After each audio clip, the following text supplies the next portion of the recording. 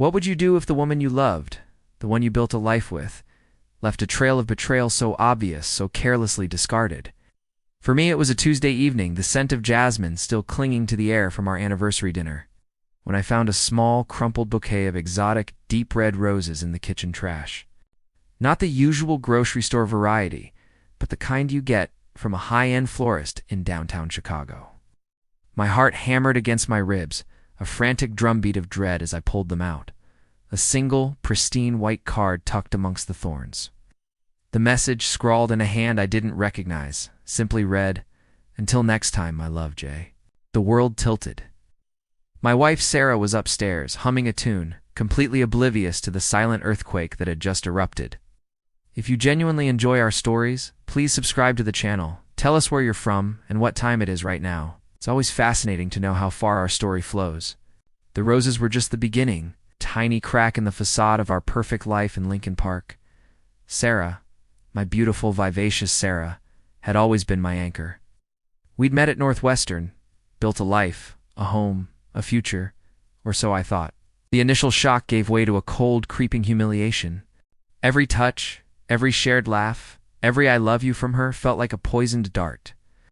I started watching her not with suspicion, but with a desperate need to understand. Her phone, once left carelessly on the counter, was now always clutched in her hand, screen down. Late-night work calls became more frequent, her explanations increasingly vague. The slow discovery was agonizing. One afternoon, while she was in the shower, her phone buzzed with a notification. A text from Javier. Work. My stomach churned. I knew no Javier at her firm. The message was innocuous enough. Can't wait for our meeting tomorrow. But the emoji, a winking face, screamed volumes. My hands trembled as I scrolled through her recent calls. A number I didn't recognize, frequently dialed, often late. I cross-referenced it with a reverse lookup app. It belonged to a Javier Rodriguez, a partner at a rival firm. Known for his aggressive tactics and flashy lifestyle, the pieces clicked into place with a sickening thud. Sarah, once warm and affectionate, transformed. She became cold, distant, and manipulative. When I tried to talk, she'd deflect, gaslight, or turn it around on me. "You're being paranoid, Mark." Her eyes, once full of love, now held a calculating glint.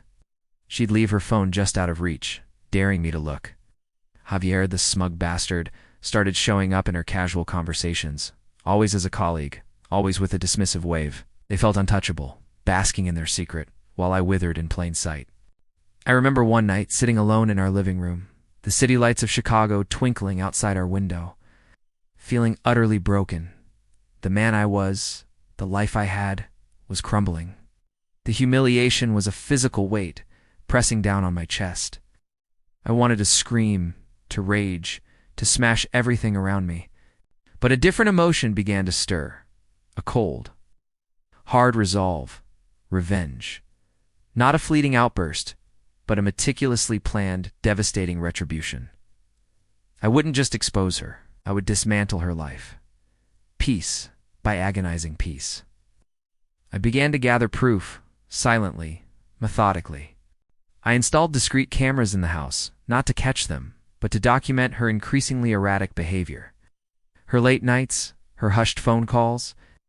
I hired a private investigator, a quiet man named Frank from a small office in the Loop, who provided me with irrefutable evidence, photos of Sarah and Javier entering a boutique hotel in River North, receipts for lavish dinners, even a recording of a phone call where she confessed her love for him.